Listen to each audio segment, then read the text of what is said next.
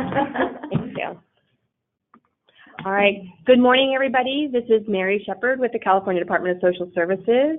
I hope that you're all here for the Active Supported Intervention Services for Transition webinar that we're going to be talking to with you about for about an hour and a half today. We have a wide variety of presenters from both CDSS and also partners. So we wanted to talk to you a little bit about this ASIST program to let folks know a little bit about information we're going to be putting out within the next few weeks, as well as some ongoing webinars. And this is really intended to be a short-term resource that we are providing to counties to support youth transitioning from what are now known as group homes that will likely not be transitioning to a short-term residential therapeutic program, or are those high acuity needs that need to transition to home-based care. We're really looking at ways that we can provide any additional support to those youth so that we can get them into home-based care quickly.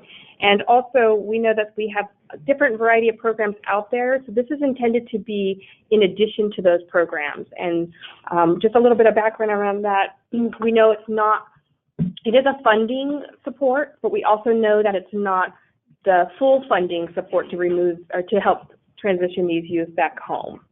ACL 19-53 is been reviewed by our stakeholders. It's going through the final internal process and will be released shortly, which will give you more information on the ASIST program.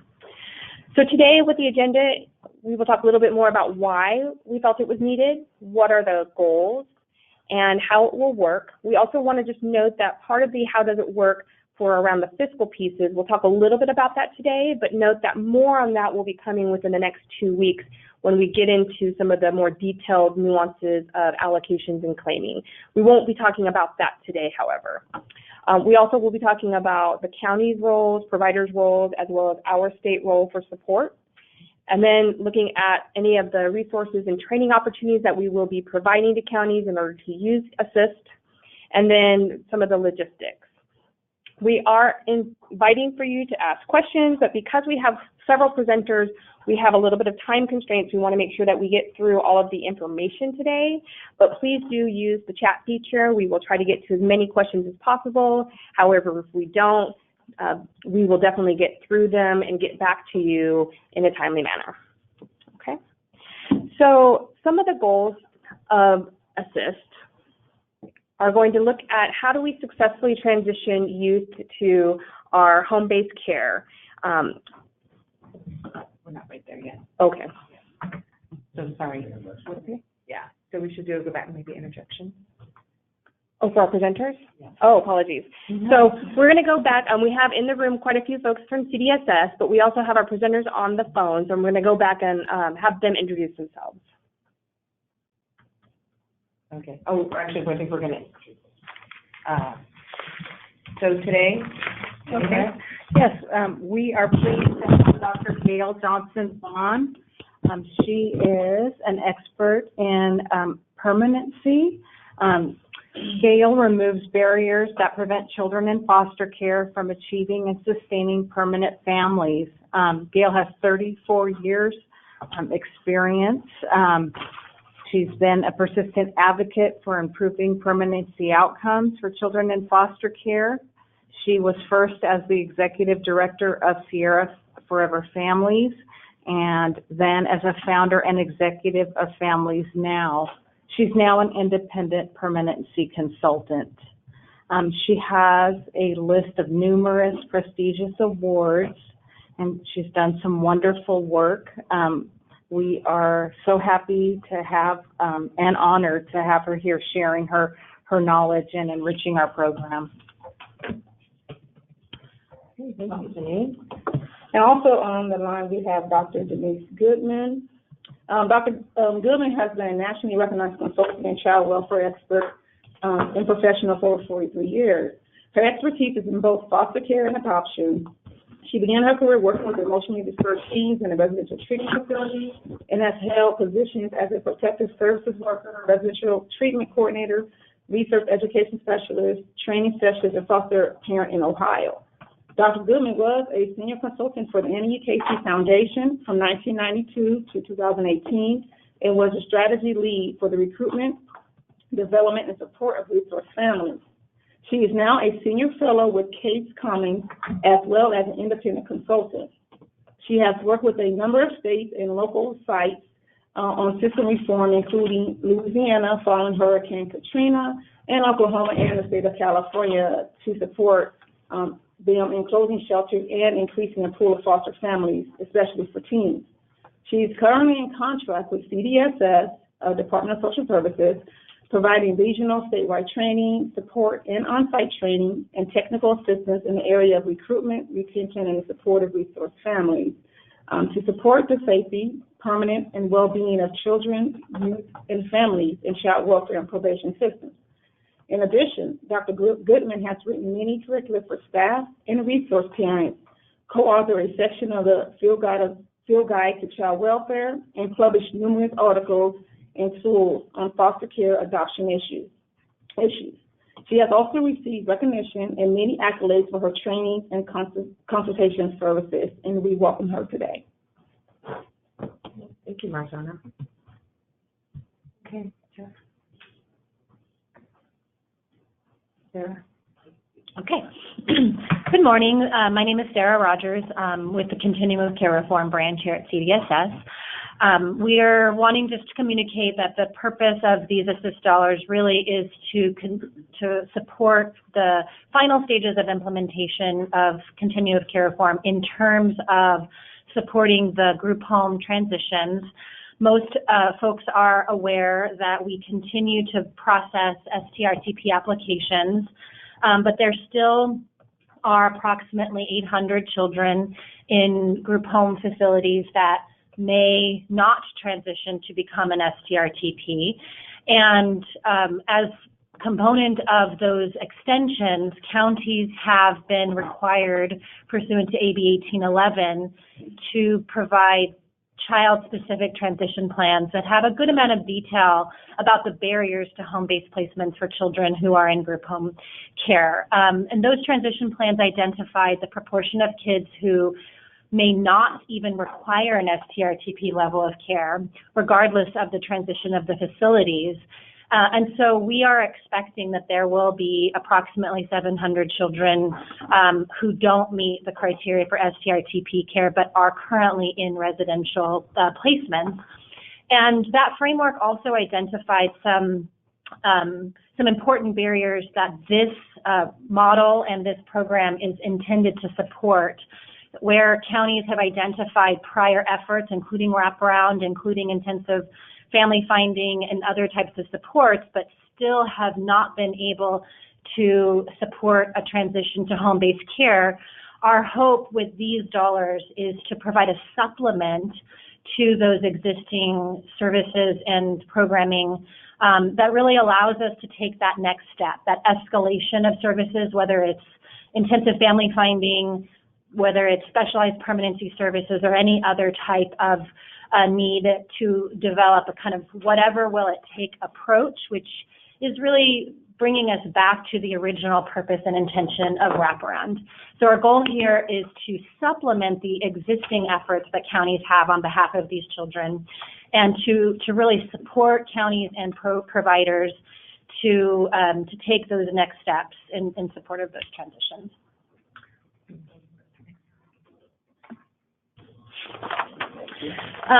So specifically, so these dollars were identified through prior contracts that were made available under Continuum of Care Reform to support these transitions. And so these really are a short-term, time-limited resource, again, that is intended to function as a supplement. And it's really important that it be distinguished from some of the other fund sources that we'll talk about, such as the adoption incentive dollars. So there's some long-term funding that's available, and then there's really short-term, time-limited resources here. I will note that the current ACIN that has recently been published, ACIN I-36-19, that identifies the criteria by which we are providing group home extensions through the rest of this year, and there is trailer bill being proposed for group home extensions to be available through next year. So these dollars would really be intended to be spent in the following fiscal year in support of those transitions pending the passage of that trailer bill in this budget cycle.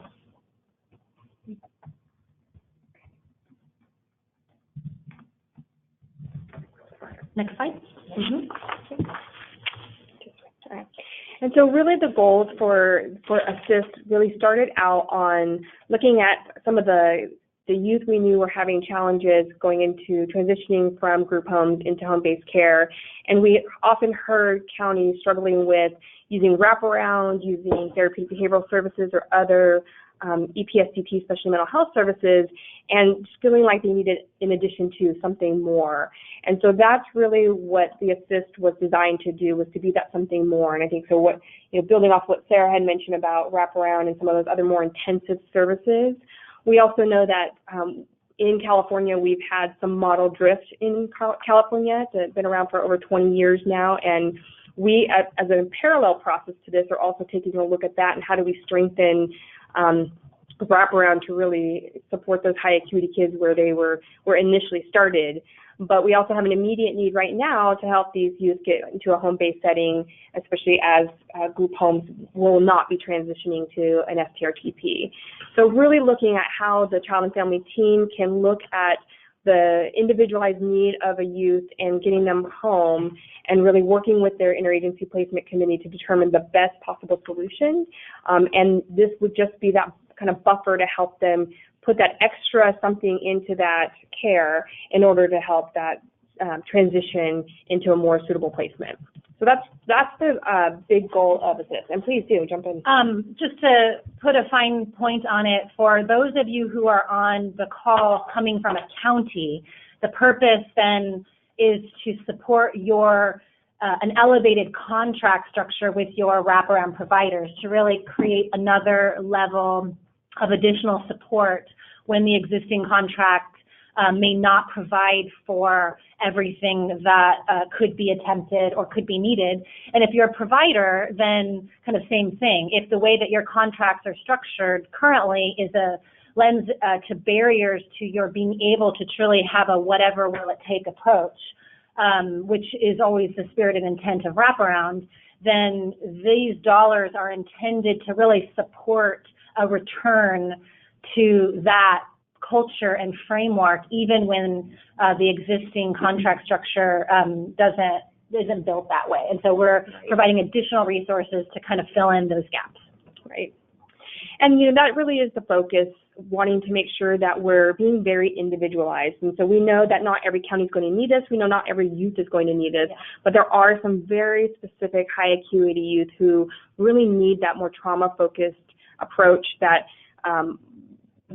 right now, maybe the contract limitations have really hindered that approach. And so this kind of helps to maybe, as we're working through that, this might help support a little bit of the process. So really just wanting to emphasize that it wasn't intended to be a long-term fund source. It really was intended to kind of help be that buffer. Okay. So we're asking, how does ASIST work? So counties who opt in to ASIST will receive the funds, and it'll be based on the number of youth that they have who meet the criteria. And what that criteria is residing in group homes that are not transitioning to STRTPs, or they've been identified or prioritized in the child-specific transition plans that counties are submitting. We're also hoping to look at children who's communicated a readiness for permanency. The opt-in letter will be attached to the forthcoming ACL, which will be ACL 1953, and we will be asking counties to share it share their identified providers with CDSS for collaborative purposes.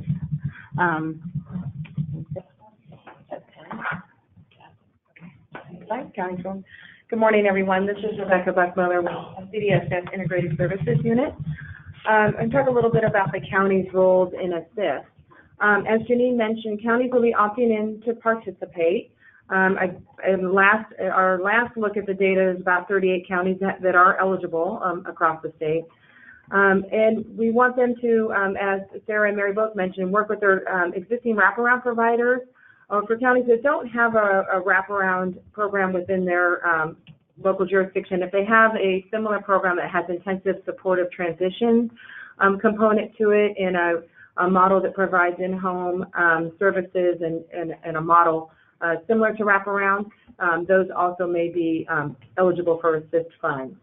We want to make sure that counties have appropriate contracts and agreements in place with providers that can increase capacity, that there's room for capacity building for direct services, and that the providers also who are engaging in this have the capacity to do some new service deliveries that may not already be in their existing wraparound program. If counties do not have any youth that qualify, they will not be eligible to opt into ASIST, but we do encourage all of our partners to join our webinars and other training opportunities for learning purposes. We want to really talk about, in the initial phase, the reason why we're doing this webinar prior to the release of the letters, because we really want counties to start thinking about having conversations internally about opting into ASIST, and starting to engage their local providers in the conversation and starting to map out what that might look like for their youth so that we can move it forward as quickly as possible. Next slide, please. Okay. So moving on a little bit more about counties' roles, we really want counties to prioritize the selection of youth in collaboration with CDSS recommendations. As you know, CDSS has the Attachment A and the Child-Specific Transition Plans that counties have submitted, as well as some other data that we have internally in regards to our youth that are high need, high acuity that need to utilize these services. We also want counties are expected to participate in the trainings, the monthly webinars and technical assistance calls that CDSS will be hosting in collaboration with our subject matter experts and consultants to provide really direct technical assistance and support to counties and providers together and for learning opportunities and to streamline and make sure that the ASIST dollars are being spent in a manner that supports the transition of youth. Counties are also encouraged to work with their local interagency placement committee to guide and monitor progress. For counties, our county partners on the phone that have an active IPC committee that monitors or that right now currently is required to authorize placement into an STRTP, we really encourage you to also engage them in the process for transitioning these youth to home-based care and to provide them regular updates as well as part of the process. And also as required, encourage and ensure active participation. The case-carrying social worker, child social worker, or juvenile probation officers. The ASIST program will require more frequent CFTs, will require pretty free-flowing dialogue between the providers and the counties, and we want to encourage that collaboration as a way to help move these youth quickly into home-based care.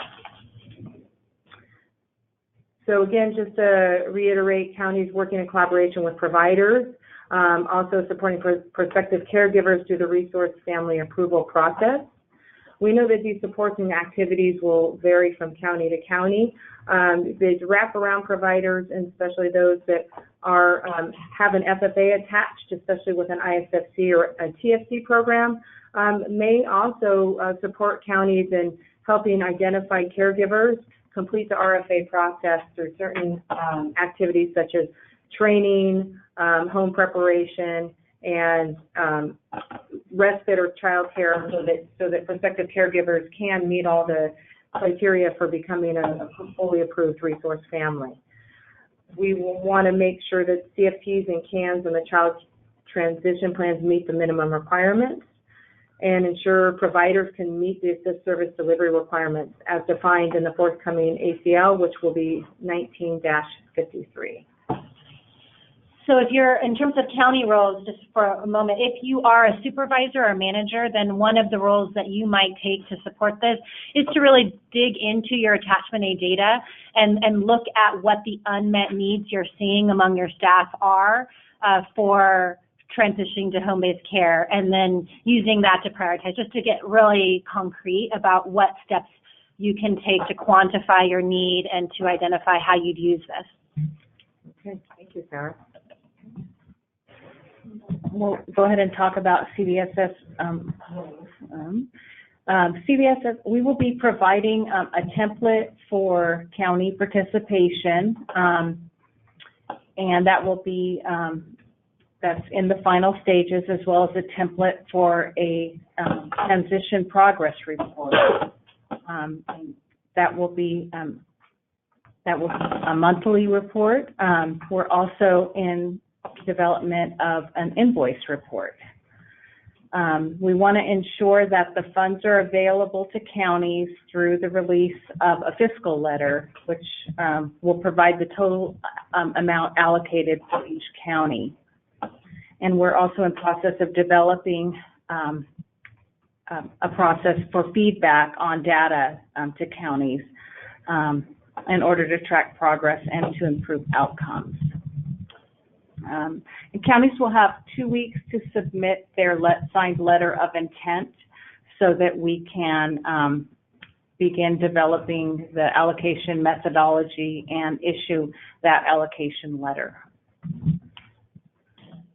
And so if any questions, we recognize that the ACL, since it's not out yet, your fiscal folks and many of your staff will probably have questions about it. So we certainly are available to have conversations with you to identify how it could work best for your county.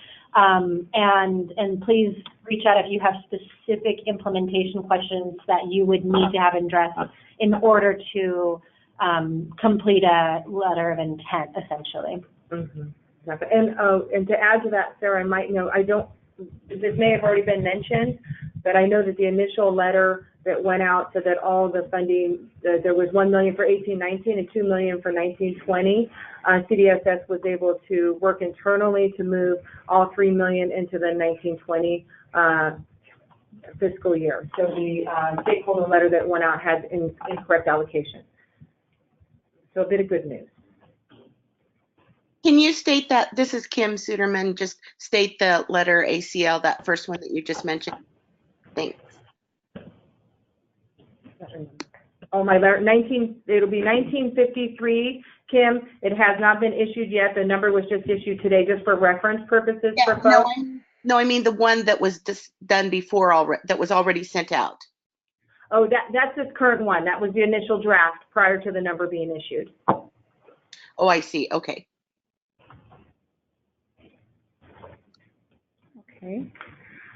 All right. In talking about provider roles, we are asking that providers will adhere to the California wraparound standards that are found in ACIN I-5215. And this also includes the adoption, permanency, clinical competence, and specialized services. We really want to concentrate on the model fidelity. That's really the key. And for providers who are not familiar with specialized permanency services, they're encouraged to engage their system partners and access the training and consultation with our experts that'll be provided to really expand their permanency expertise and their capacity for supporting counties in family finding and engagement. Let's see. And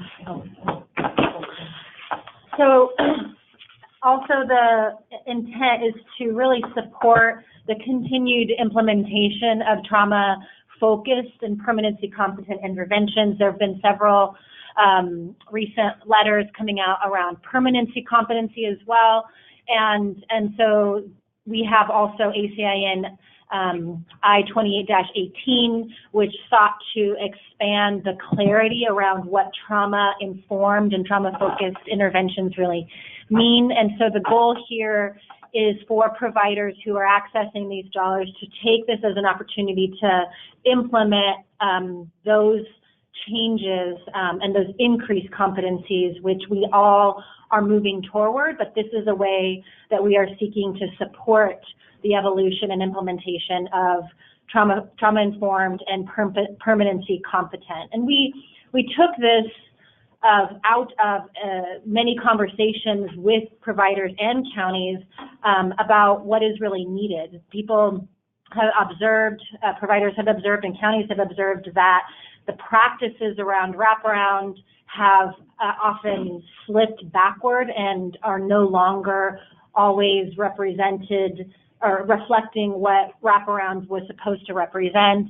And then trauma-informed is something that I think all of us are embracing and learning, and so this is the next stage of implementation and opportunity to embed it in our practice day to day.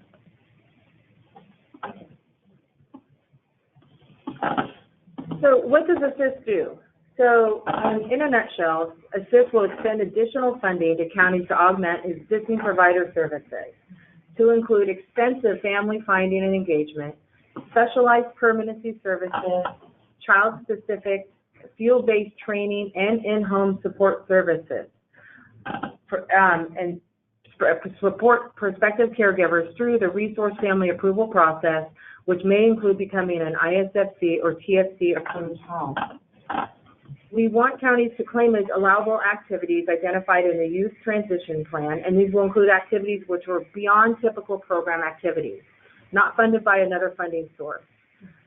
In-home support could be up to 24 hours if needed and deemed necessary by the child and family team. Extensive trauma-informed coaching to the provider and psychoeducation regarding diagnosis, treatment, and behavioral support for the youth and prospective caregiver. These are all what ASIST should be doing, what wraparound providers should be doing, but at a higher level for this particular population of youth to really support their transition, both initially through coaching and mentoring and training, ongoing during the transition, and as needed following the placement offers and ongoing, and not closing until we're sure that the youth and family are prepared to take on the role without the full support of the ASIST and the wraparound program. Sarah. What slide are we on now? 16. I'm seeing it. Oh, 16. There we go. So the leveraging of funds. So we wanted to, and Mary will join me in here in this one as well, but we recognize that counties already have generally wraparound frameworks in place that often are funded through a variety of sources. One actual mark that maybe should be on this slide but isn't is the specialty mental health services. And so we recognize that the current wraparound structures are built upon existing frameworks, but we are encouraging these dollars to supplement, augment the use of wraparound investment dollars, your FIPPers dollars, either carryover or pending the passage of this next budget. Those dollars may continue. There's MHSA funds that can be leveraged, as well as the adoption incentive funds. We want to highlight again what Mary already said, that these dollars, in addition to the FIPPers dollars, are intended to be one-time or short-term, that are extremely focused on the goals of continuum of care reform in transitioning those youth who are in group homes into home-based care, or children who are in residential care, such as an SCRTP, but need to transition more quickly to support their timely transition into a home setting. So these two fund sources are intended to support those efforts. The adoption incentive funds, however, are intended to really support a more sustained long-term intervention toward permanency and adoption. And so we are encouraging and happy to work with you to figure out how to leverage all of these different fund sources into one coherent intervention strategy. Right. And what's not listed on there is that we just, again, want to emphasize are the specialty mental health services for Medicaid, because we want to make sure that we work with our partners and, look at how we can get those services in the home, because those are more sustainable, and it can follow the child. So anything we're really wanting to leverage intensive care coordination, therapeutic behavioral services, anything else that would really help sustain that placement.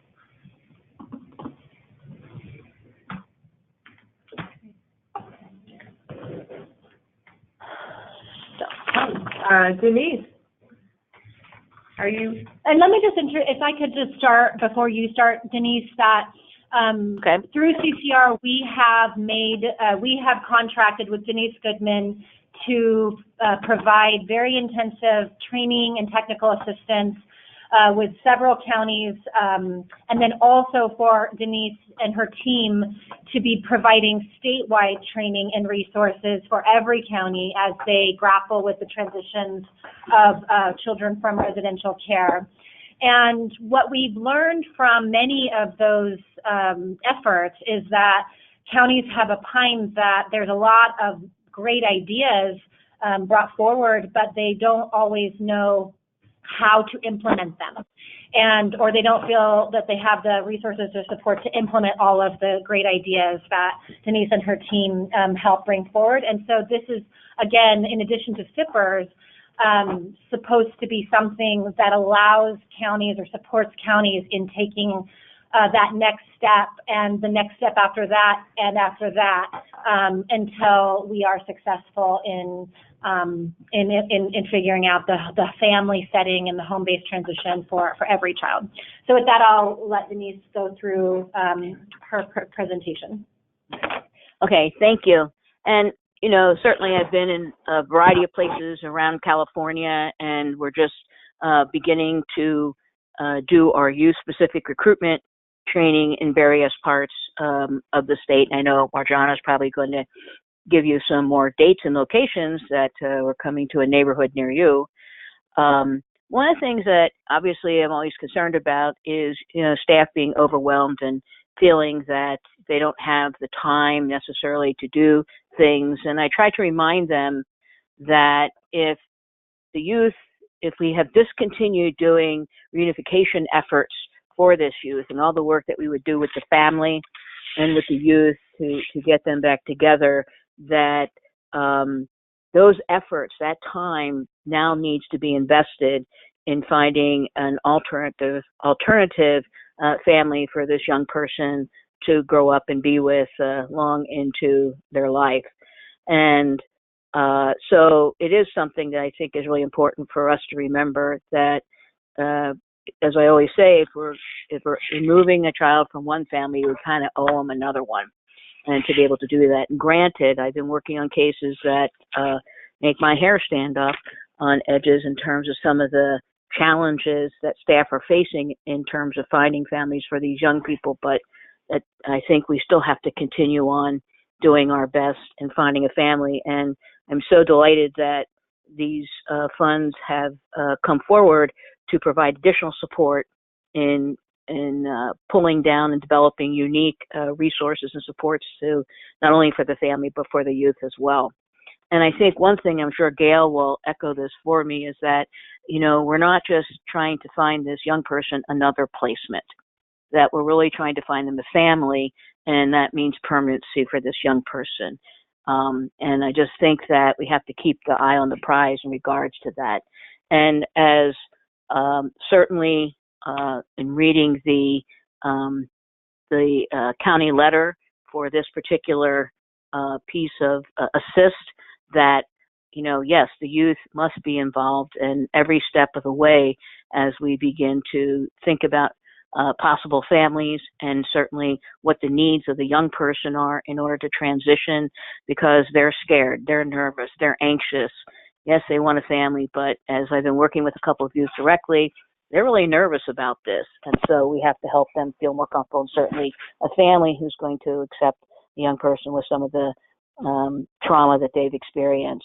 And it is. I like the fact that I, in fact, read in the ASIST letter that we want to customize it for the young person and to think outside the box. I always say, just get rid of the box. Our kids don't fit in boxes. So I think that's really a great thing that we're able to do that and use this funding to make it very unique, to make that young person's situation something that we can help and support. And the fact that, and we're talking about this, a lot of times that extensive family finding, I know that in working with various counties, they've sent, volumes of letters out to various and sundry people. And one worker showed me the other day a whole stack of letters that came back. And so this might be something that helps us be able to make that personal connection with those resources and relationships that the young person has. We'll have a conversation with them as opposed to just mailing a letter. And that conversation may lead us to a potential placement and family, but also may lead us to other people that can become supports for that family and that young person. Every one of our kids has strengths, and certainly they have needs. And I always talk about kind of using the strengths to help us do this work to secure a family for them, but also recognizing the needs that the young person has and that the family will have in regards to caring for this young person. Certainly, with the integrated practice in California, the CFTs, all the things that are driving us to be working as a coordinated effort with our young people, that we definitely want to be able to have everybody at the table putting what they have on the table to help find, locate, engage, and prepare a family and prepare the youth to be able to be successful in forming a family together. And I think that this is really an important thing. I just recently watched the movie, I think it's Apollo 11, and, Houston, we have a problem. And there was a part of the movie where they had to fix the filters, so they matched from one spaceship to the other, and the people down in mission control came in with a box of stuff and just threw it on the table and said, this is what they have to work with, this is what we have to work with. And I think if everybody in our organizations, behavioral health, probation, child welfare, health, education, the regional centers, all come in and throw everything that they have to support this youth on the table, we could certainly find a family, support the youth, and make that connection for them. And we have to think of the support as being before, during, and after the young person's placement. I personally believe that the seeds of disruption, as I always say, are sown in the first 90 days. So it's not like we can just say, okay, well, go ahead and become a family, that we really have to be intensive with that family and that young person in the early stages of their family formation. And as this slide, it shows to you, all the people have to participate. Everybody needs to be involved. And if there's something that the team comes up with that's special or unique, that can support and be there for this young person and family, this is what ASIST is all about. And I also believe that another team member, and I was really tickled in one of our recent trainings, that having people who are group home staff or STRTP staff or managers were actually at the training and helping think through what they could do with their own young people that are living in their facilities to help them move on. This is where I think Kim just mentioned is that, I sit down with folks and we review cases and we spell out the step-by-step plan for that young person. And what happens is, unfortunately, the other how many cases they have interfere. We have to have, I think, very strong support and accountability from leadership and from supervisors to ensure that these steps are moving forward. The clock is ticking very loudly for some of our young people. I'm working with a number of them who are just 3 to 4 months away from age 18. And so we really have to feel the urgency of finding those young people, families that they can grow into adults with. Again, the good communication, keeping the youth engaged. I think also being really honest with the youth, never really promise a youth, a family, but I promise them 150% of my efforts to help do that. And I ask them to have hope, and I ask them to be strong, and I ask them to be brave. And so I try to be really honest with them every step of the way. This last thing I think is really important, and I think this is where ASIST can be a great supporter, is that we really have to do what I call kind of the new concurrent case planning. You know, I've been in child welfare over 40 years, and you know, when it first came around, concurrent case planning was wow. But this is a different kind. This is that as we are seeking a family, as we're doing that family finding, as we're doing that family engagement, youth engagement, we have to be thinking about the supports that the family and the young person will need. Because sometimes what happens is we move the kid into the family and then begin to try to set up supports. And you know that referrals and getting kids on waiting lists or whatever can take 3, 6 months or longer. And that's way too late, that they're already going to be in trouble. That we should be doing this planning and this development. We'll know what this young person needs, I'll provide to this family. And so being able to do that at the same time that we're identifying a family, so things fall into place in a way that makes it a very smooth transition for the family and for the young person, and continues on. And there's really no break in the action of supports, services, resources at all. There's no gap time that I think is important. And I want us to even think about, you know, being able to identify families and connect them with kids while they're in STRTPs, while they're in residential treatment programs, and get them connected then, even if the young person hasn't 100% finished their programs. Let's start building that relationship and putting those supports into place so that that young person can step down more quickly into a place they feel comfortable and that they feel supported. So I look forward to meeting many of you at our upcoming trainings, as well as many of you in your counties. Thank you. All right, thank you, Denise, very much for your insight. And just as a reminder to folks on the phone, for all the counties and providers who opt into ASIST, Denise will be available for ongoing technical assistance and webinar presentations on really focused subject matter to help our youth transition to a lower level of care and family-based care in real time. So that's exciting to have. Rebecca, can I just offer? And so another, just trying to make things really concrete as far as how county folks on the phone can implement it. We would encourage you to go back and talk to any staff who have attended the trainings and see what they identify as the barriers to their implementing HRSA, and whether from that you can glean specific activities that could be provided for with these dollars. So we're wanting this to be very responsive to the on-the-ground challenges your staff are really experiencing as they work with their child and family teams and the youth for the change. Fantastic, thank you. Gail, Johnson, Vaughan, yes. Can we hear? Okay. I am. Fantastic. Okay. Okay. So It's wonderful to be able to sit and hear how all of this is unfolding, and a real thrill to work with Denise, because as you will hear, the way the work we're doing complements each other and reinforces what we're doing as well. So what Denise is saying about the opportunity for permanent families under CCR is very, very true. CCR requires us to move these kids out of group homes in the first place.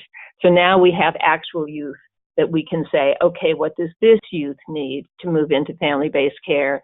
Not just family-based care, but permanent families that they need to thrive and reach their full potential. We have so many models around the country and around the state that show that it's possible. But the biggest barrier to achieving permanent families for children and youth is those kids that are harder to place, that are in group homes, is the belief, really, by those of us serving them, that permanency is just an unrealistic goal.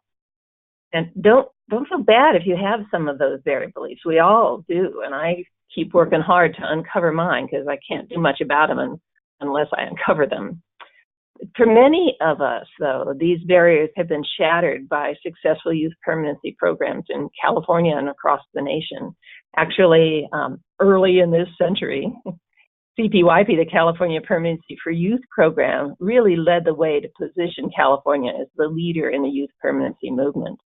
And in fact, in 2006, every single California county signed on to the CPYP Declaration of Commitment to Permanent for Older Foster Youth. So you may not know that your county did that, but they did. With the help of CPYP, California pioneered some highly effective specialized permanency services and tracked the county fiscal savings that resulted when we move our long-staying youth into well-supported permanent families. The short-term savings accrued by the counties is far greater than the cost of providing these services. This is not a new practice area, and there is no fiscal reason for the counties not to provide them. Now, I'd like you, as you're listening, to start thinking about and maybe actually jotting down any barrier beliefs you may have, the yeah, but, because we're going to use those in future webinars and trainings. So don't be shy about it, because we really want to be able to address those. The children moving out of group homes for whom reunification is no longer an option were obvious candidates for specialized permanency services. And the programs listed on this slide are only a few of the success stories. And I'll be talking more about Destination Family in a moment. I think you're a little ahead of me on the slides. Can you go back to up there? There you go. Challenging the prevailing beliefs. The one right after that, please. There you go. So what we did in these programs across the board was to challenge prevailing beliefs. Like, no one wants these kids. And I love this slide with the grown-up talking to the kid. Yeah, that's the kind of classic kid we think nobody wants. And we also prevailing beliefs that nobody wants, that these kids don't want families either. And we've learned that there's some other stuff around that. So most of the ways that we challenge these beliefs were with the stories of where it was really happening. And one of the most moving stories to me is from Project Uplift in Colorado. The youth permanency worker, Cheryl Jacobson, was working with a teenager with an attitude. And every time I see this picture, I think of Cheryl and her young woman, because she had an attitude. And when Cheryl asked her, after she created some trust, who loved her, the teen said, no one. And then she paused. And she added that, well, her kindergarten teacher, Miss Mees, used to hold her when she came to school in rags and dirty and hungry. She loved me, the teen said. So that whatever it takes permanency worker searched the state and tracked down Miss Mees years later and asked if she remembered the teen. I've never stopped thinking about her, she said. And yes, Miss Mees adopted her. I'll talk about the piggy bank in a couple of slides, but let's go on to the next one, which is we changed organizational culture. This is what Cheryl Jacobson did and all the programs that have been successful. Does this youth need services outside normal business hours? Provide them. Do the potential permanent families, kin or non-kin, need services outside normal business hours? Provide them. Is the youth's best potential family an aunt in Mississippi? Fly back with the youth for a visit. So take a moment and picture one of the youth that you work with that needs a family. What would whatever it takes be for them? And what keeps you from providing that? To be successful, you need the full team to believe in the value and effectiveness of specialized permanency services, from your director right down to your maintenance crew. Identify your permanent champions. Identify your permanency deniers. Can you give the deniers an aha experience that will make them into champions? If not, make staffing assignments to move the deniers out of the way and give the champions the support they need. Next slide. I was part of the evaluation of 7 programs, permanency programs in California and others across the country. We track the costs and savings that accrued from these services. The belief that we can't afford these services is absolutely wrong. Far, far too often, we attempt to balance budgets by cutting services, which end up driving up costs. The private sector invests to create wealth, right? Our children and families would be well served if child welfare invested in specialized permanency services to lower foster care costs. Even in the short term, they're lower. These costs are almost nothing compared to the cost of keeping our children in care. The return on investment is so high that the opposite is true. Better outcomes, lower costs. We can't afford not to provide these services. In fact, we have a moral and fiscal imperative to do so. Now, counties actually have more flexibility with their funds due to realignment growth, of course, the ASIST program coming up, and the Federal Families First Act. It's a really good time to encourage your Board of Supes to make the investments needed to create a financially sustainable and ultimately self-funded specialized permanency program. We'll be talking more about that in future webinars and trainings. Next slide. Now we're up to the Destination Family Program. We call this a Youth Permanency Mental Health Program because much of the services that are needed to help these youth achieve families are clinical in nature. They have had so much trauma that got them into care, that moved them from place to place, that proved to them that they weren't worthy because they kept moving placements. So I'm going to talk a little bit more about Sacramento County's Destination Family Program. The program was launched in 2003 and has been sustained and expanded with the support of the Board of Supervisors, who recognize both the programmatic and physical success of the services. I was part of creating the program and continue to monitor their progress, kind of my baby. We worked together with the county and their identified external partner, that was Sierra Forever Families, to develop the plan of success. And we did a process where we did what I call time traveling. We time traveled 5 years out, and we're in the present 5 years from then. And we were celebrating the success of reaching our goal that no youth aged out of care without a lifelong permanent family. So here we are, we're 5 years older, we all look great because we try and travel well. And as part of the exercise, once we were there and celebrating, we looked around to see what was in place that allowed our success. And 5 separate issue areas became obvious.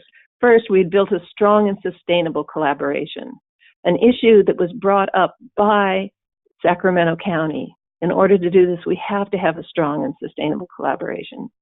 Second, we have to do training, but not just training, really belief systems work, because belief systems you can't train in, you gotta believe.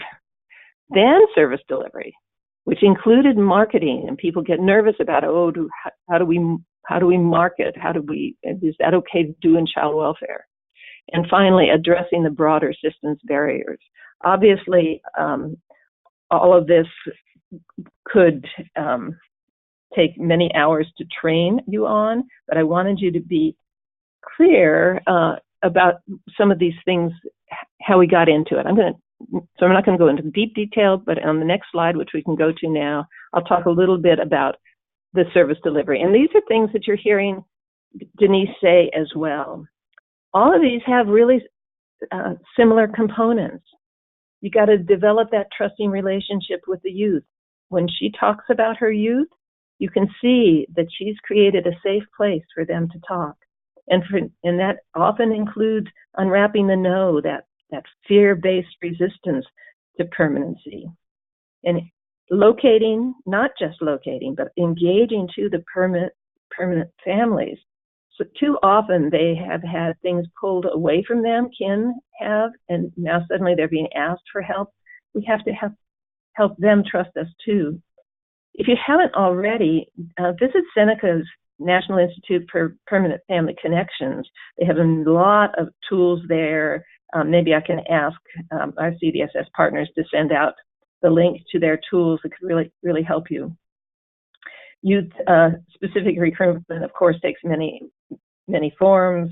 One that I remember particularly was a young woman who loved gospel music, and so we arranged for her to go to gospel festivals and tell her story, and that's how she got her family. Denise talked in a webinar we were on together recently about having the young people come to training and orientations and help with recruitment and stuff. It just, these are real people. They're, oh, I didn't know teenagers were like that. Oh, I like them. And of course, being there when things get tough for the family, as Denise was saying, we've got to develop these permanent families. We've got to give them the skills that they need, and we have to be there for them at the end. Part of that is assuring that your staff all have training in what it means to be adoption and permanency competent. And we have one wonderful resource with the NTI online training, free child welfare curriculum and free mental health curriculum. Really, really good work. And the next slide, please. So the best practices are very overlapping. I hope Denise likes seeing her name up there because that's part of the best practice. You've got a wonderful resource there. We're not going to spend a lot of time on this today, but we will in future trainings and webinars. Next slide. Next slide, please. Okay, so the key component, I'm not going to spend a lot of time on this because Denise has made this really clear. We really need our youth to be meaningfully engaged. We have to make sure they know what permanence is and how we achieve it. I mean, many people in our field and certainly out in the world don't know what that word means, permanency. Addressing their failures is critically important. After we've built that relationship with them, being gentle with how the losses happened, hearing their stories. And part of this may be partnering with your behavioral health team to help the youth heal from the previous trauma and gain skills to regulate their emotions. And of course, we must involve the youth in identifying and connecting with potential permanency resources, including family and others that they find important. Next slide, please. As I mentioned before, I was involved in the evaluation of many specialized permanency services, and I've collected and consolidated the lessons learned from all of these programs. I think the first thing that's most important is to understand that program success is not going to happen if the county does not also address the systemic barriers. The importance of shifting beliefs and instilling that whatever it takes culture throughout the organization. And these are no small things to do, but if you know who your champions are, that's going to really help. What is the process for referring youth into this kind of program? Is it the default referral for youth who have barriers to permanency? And if not, why not? Remember what I said about permanency champions and permanency deniers. Look at how you make assignments and put the right people in the right job. Have you surveyed your staff to see which ones believe that permanency is possible, that understand the importance of unwrapping the no? Have you put them in a position to influence other staff members and perhaps form a specialized unit? And does your system put the youth in the center of their own permanency process? How do you team with your behavioral health partners to provide trauma-informed support for the youth to help them heal from their past abandonments and rejections? And do you do all your permanency work in-house, or do you work with external partners? If you do it in-house, how do you protect your workers' caseload so they're not pulled off task for the crisis of the day? The most successful programs had external providers, either private nonprofits or other public agencies, and their secret sauce was protected caseloads and flexible hours. Take time to look at the other bullets on the slide, and if you'd like to have the full 10-page document on lessons learned, you can drop me an email at Gail, G-A-I-L, at gjvforkids.com. Next slide. I'm going to spend a few minutes just talking about the AB 1006 legislation that passed in 2017 and is coming to awareness slowly. It created a statutory support for specialized permanency services. And because of fiscal constraints that would have made the bill passage impossible, we had to stop short of requiring specialized permanency services, but we were able to create a statutory definition to require CDSS to develop written information to be given to all members of the child and family team, to require case plan documentation to include the use of specialized permanency services, and if not, why not? And to require written information to be given to prospective adoptive parents and guardians about the importance of working with clinicians with specialized training and experience in adoption and permanency clinical issues, and what needed to choose a family. Now let's look at each of these more closely. Next slide, please.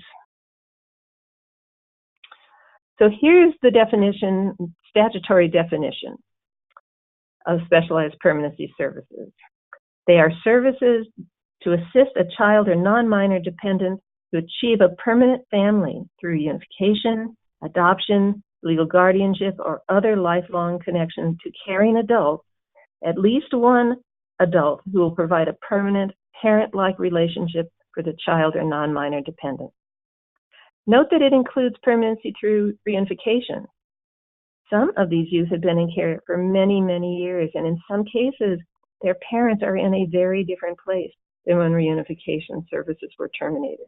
Some of these youth are able to reunify. And notice that it includes relational permanence, those lifelong connections to caring adults, including at least one adult who will provide a permanent parent-like relationship for the child or non-minor dependent. There are times when the relational permanency is a better choice than the legal permanency. These services are targeted to children whose case plan is for permanent placement or supportive transition to adulthood. The statutes require that we never give up on achieving permanence for the children and youth in our care. And very important to see the language of the statute, of the definition, that the services are designed for and with the child. This is the heart of the effectiveness of these services, specifically to address their histories of trauma, separation, and loss. That's the heart of why youth resist having a permanent family. The fear that all of that trauma, separation, loss will happen again. So maybe it's better for them to sabotage the placement right away and not get attached. And the next slide, please. So this slide is more of the language of the statutory definition of specialized permanency services, and the little red box arrows refer to funding streams that can support these services. Please remember that specialty mental health, Medi-Cal specialty mental health services are an entitlement for any of these children or youth for whom mental health services are needed to, quote, ameliorate impairments in significant areas of life functioning that may reduce the likelihood of them achieving a permanent family. We know they all have this.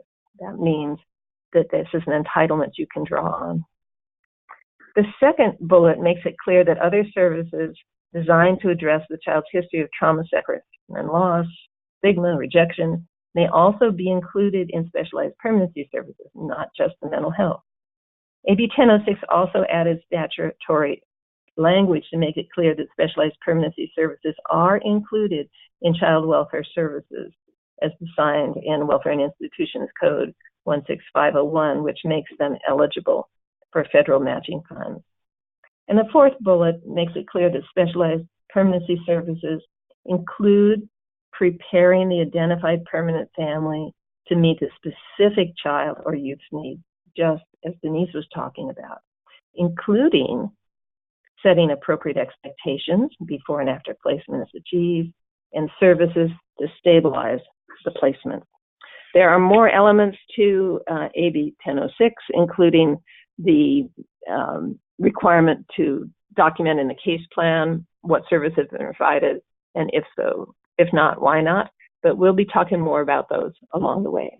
And I think that's my last slide for now, and look forward to having more conversation about these issues. Great, thank you, Gail. And just as a reminder to those on the phone that both Gail Johnson-Vaughan and Denise Goodman will be part of our subject matter expert consultation team that will provide ongoing support to all of the counties who opt in to assist. Now we're going to start wrapping up with logistics and some questions.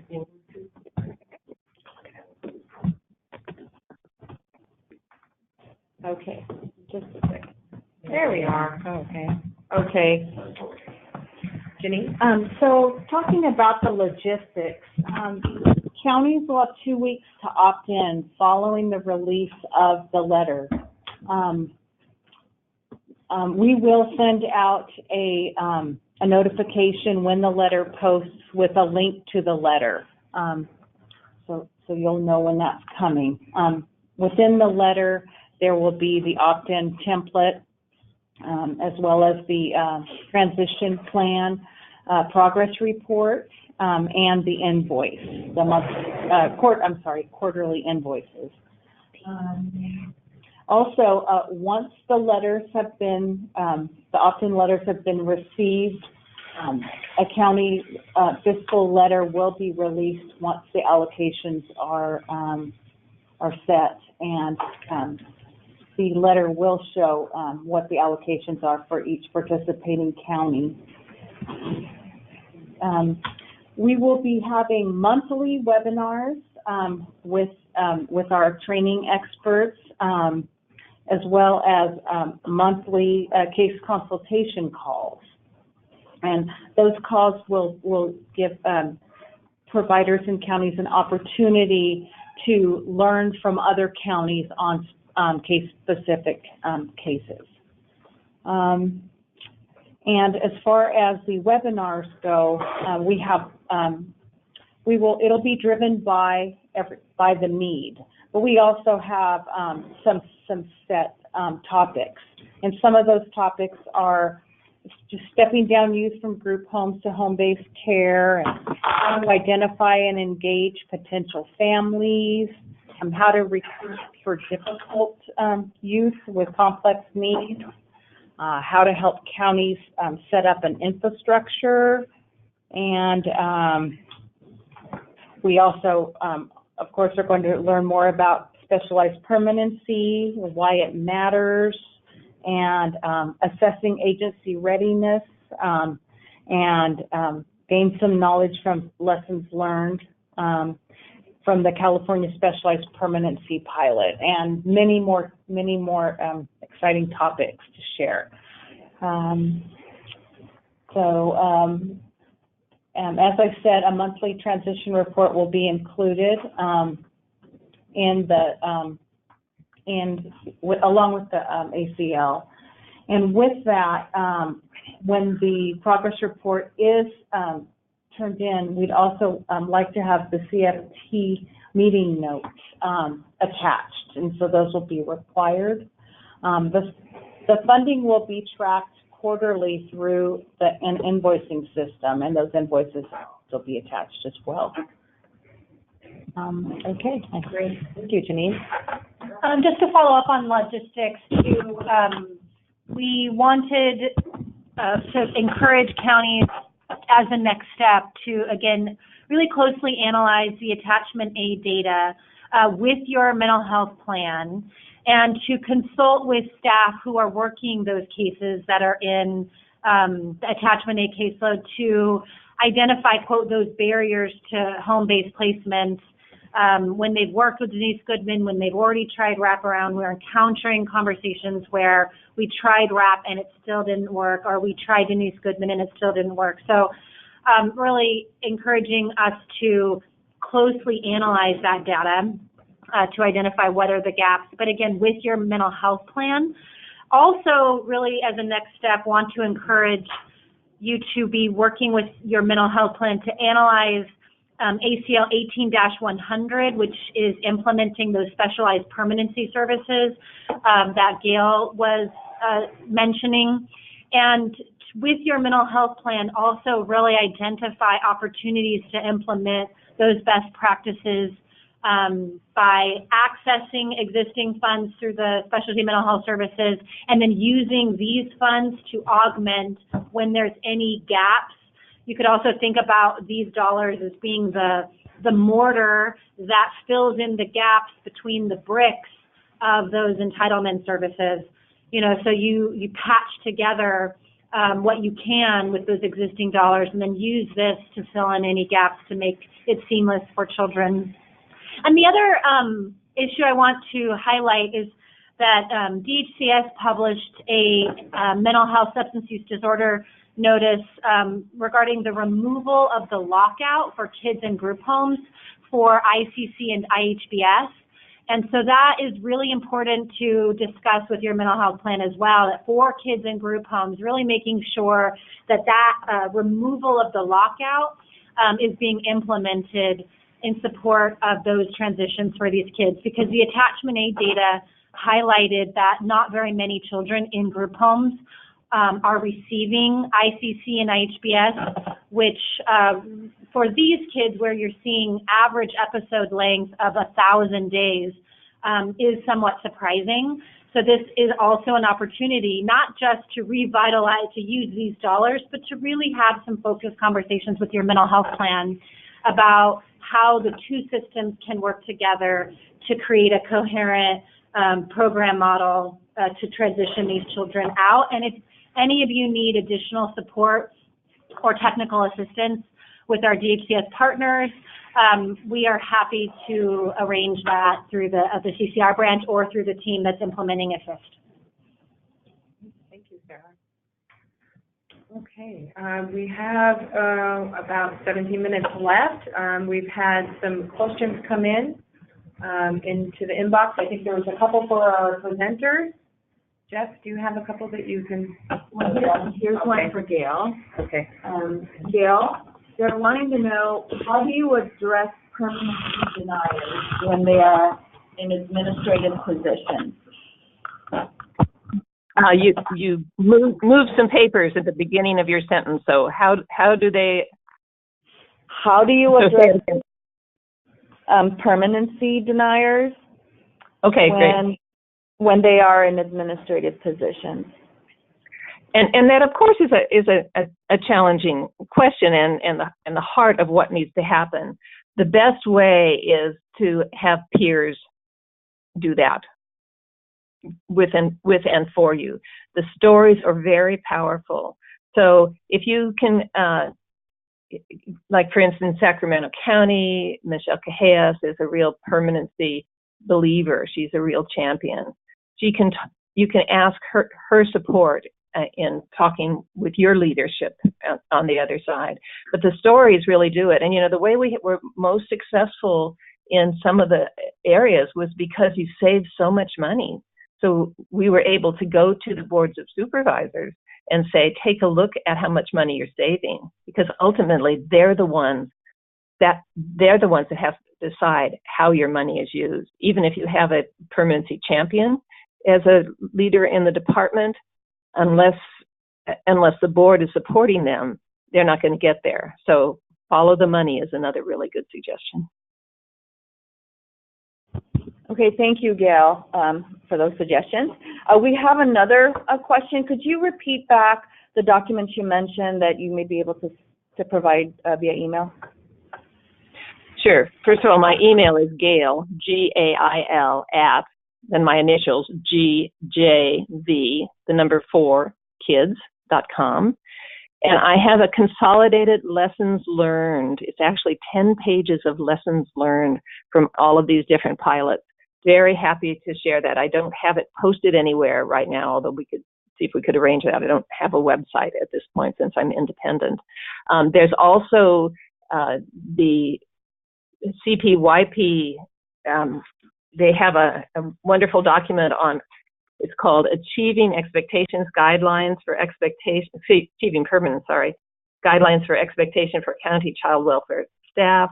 And there's also a self-assessment, which did you list that on your resources? I'm not sure, Janine, or not. A self-assessment that an organization that can take, that was done by the National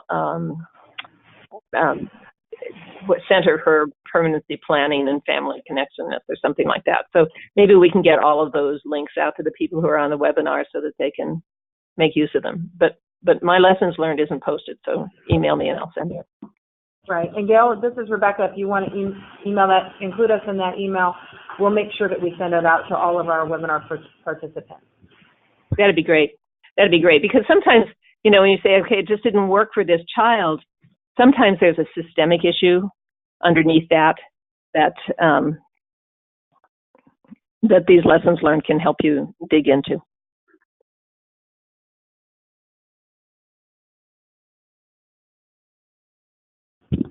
Okay, great. Thank you. I think that's it for our questions for presenters for now. We had a couple of questions come in from county that we can kind of read out for information sharing purposes for everyone. Sorry.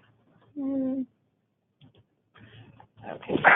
So one question that some counties may have for sharing out for everyone's learning purposes is, will counties be required to amend existing contracts or agreements to add new services to align with ASIST prior to the 30-day submission deadline for the letter of intent?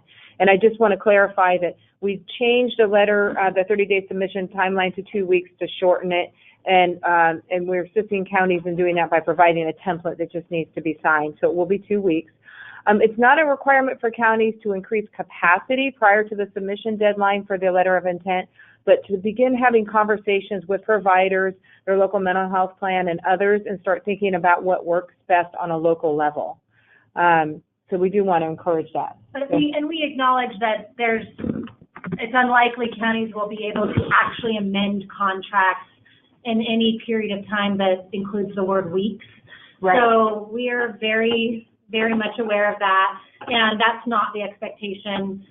It's a matter of being clear about how you would be amending the contracts, and then we are absolutely happy to work with you about your specific needs around contracting in general, because we know that every county has slightly different structures and requirements. Sometimes you have to go to the board for certain changes, and so we would just want to engage with you about what your needs are.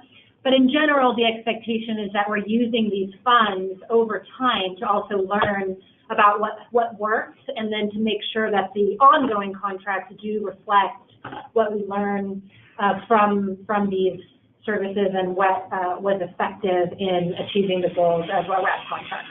So we're wanting it to inform us going forward as well. And this is Mary. I just want to add that, as I mentioned previously, that a huge portion of our work is also parallel to supporting kind of the right sizing of wraparound and really trying to get back to that fidelity model of whatever it takes, because we do know that we have some where it's strayed for various reasons, and those reasons are what we are trying to identify, whether it be contract structuring, kind of the fiscal methodology, or even just practice standards. So we're taking a look at all of it. Great. Thank you, Mary and Sarah, for that additional information. And then to add that counties can authorize wraparound in the interim while they're waiting for the ASIST funds to come forward. And so much of the work that ASIST does can be done by a wraparound team. And so I wouldn't hesitate to at least start that referral process and get that going early on. And also encouraging our providers as they're waiting to take advantage of the training and consultation opportunities for building internal capacity for specialized permanency services and supporting their counties as well. Another question. Other than monthly transition status updates and quarterly invoices on ASIST funds expenditures, are there any other data requirements for county participation? At this time, we're still in the process of developing our data tracking measures. We hope that all the information that we are compiling from the transition progress report, our CFT minutes, and our CFT expenditures will capture enough data for tracking outcomes. There could be something else added if needed, if it's identified through the rollout of ASIST, but we'd like to be able to capture everything in the progress report document. It's pretty comprehensive, so at this point we think we'll have what we need. Another question. I'm sorry, go ahead. This is Kim Suderman. So I was just wondering whether counties would be interested in knowing if after they submit the application to opt in, must the money be used in the fiscal year, or can they have, like if you said continue to do wraparound now, but the money's not available, can they backfill with use some of the funding for services now as they continue? Because the need to do this process exists now, but the funding's not available.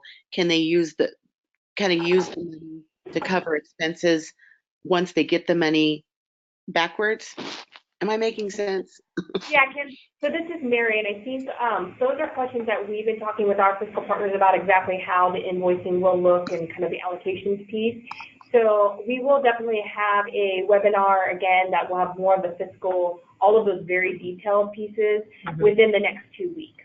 We do have our fiscal partners here in the room to hear the conversation, and so they'll be able to answer those exact questions. Thanks. Okay. Thank you. Thank you for the question, Kim. That's a good one. Okay, next question. In addition to transitioning to family-based settings, can the ASIST program add options to transition from group home to a transitional housing program for minors, or a transitional housing placement for NMDs?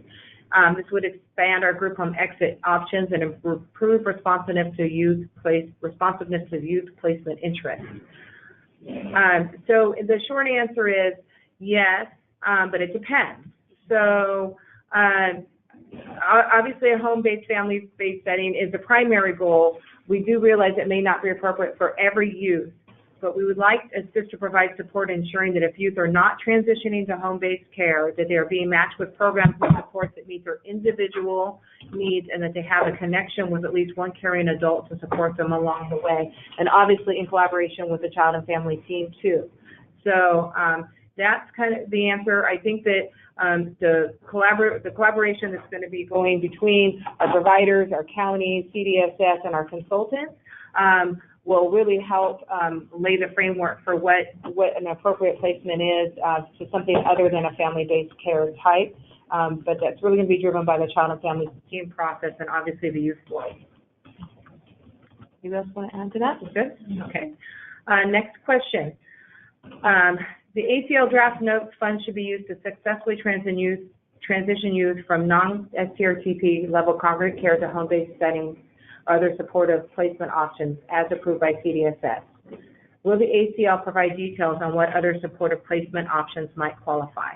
Kind of going back to the previous question and answer, the revised ACL does, which folks haven't seen just yet, does list some alternative supportive placements such as transitional housing, THP, or STRTPs that specialize in treatment of youth with particular needs. And last question. The ACL draft indicates RAC providers will be required to assist the prospective caregivers in completing the necessary requirements for RFA and or approval for ITFC or TFC, which should be ISFC or TFC. Are there specific expectations or examples CDSS can offer regarding the type of support that would be expected? This will definitely be a topic of one of our upcoming webinars in the support, and we hope to engage our RFA program folks in that conversation. But at a high level, it will be if there are specific trainings that meet the RFA approval standards, home environment support and preparing a prospective caregiver for having their home meet the approval standards for and home environment.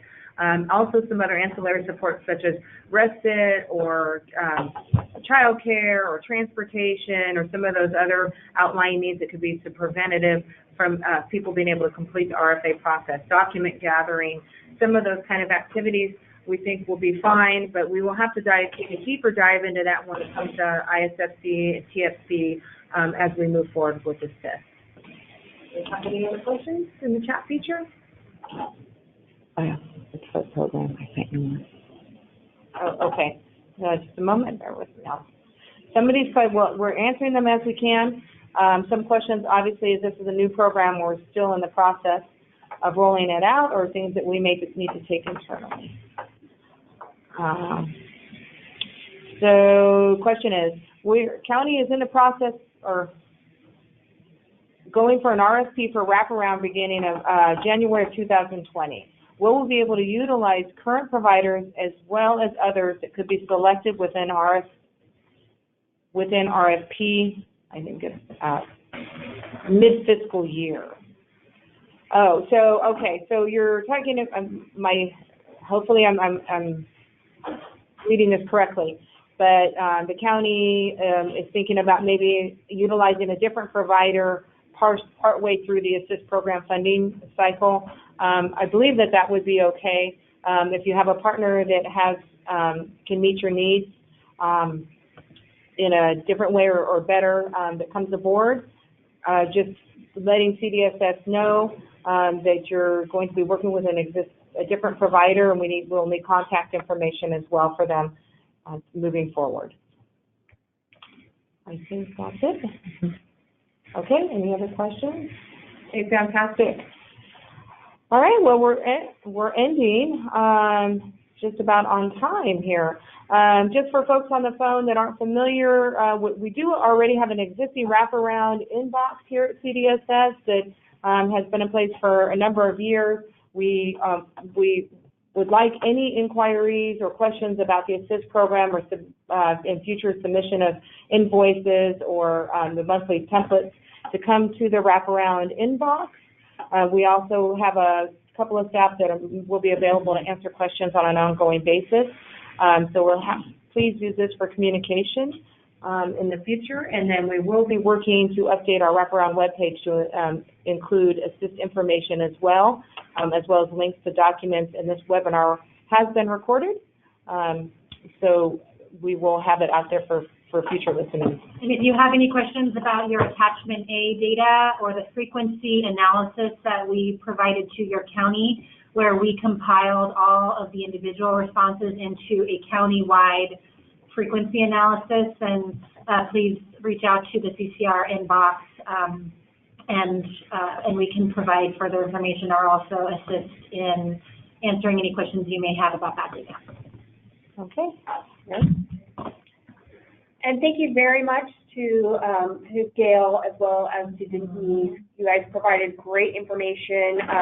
We were asked if this was recorded because I think a lot of the information you shared, people want to continue to share with others.